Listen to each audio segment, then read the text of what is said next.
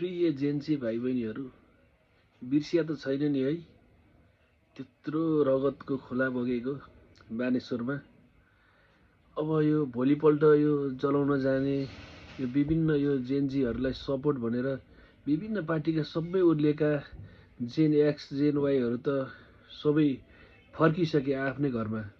कोही काङ्ग्रेसका काङ्ग्रेसमा गए, माओवादीका माओवादीमा गए, एमालेका एमालेमा गए, उनीहरूको आफ्नो ठाउँमा गए। तर जेनजीहरू त बिर्सिनु भएन, यत्रो परिवर्तन भएको छ।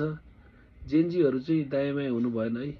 भोट कहाँ हाल्ने, के गर्ने, मासु भातमा तपाईँहरूलाई नि बिकाउन खोज्लान्, केही न केही आशा, केही न केही प्रलोभन पार्न खोज्लान्। हामी नयाँ हौँ भन्दै आएका छन्, पुराना मान्छेहरू नि देखिरहनु भएको छ। हामी नयाँ हौँ, हामी नयाँ भयौँ।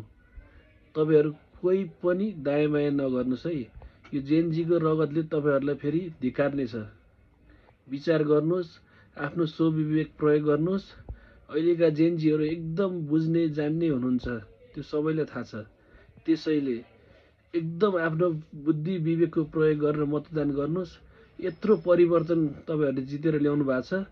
यो परिवर्तनलाई संस्थागत गर्नलाई कहाँ भोट हाल्ने, केमा भोट हाल्ने, कसरी चाहिँ देशलाई अगाडि बढाउने, यो तपाईँहरूको हातमा छ।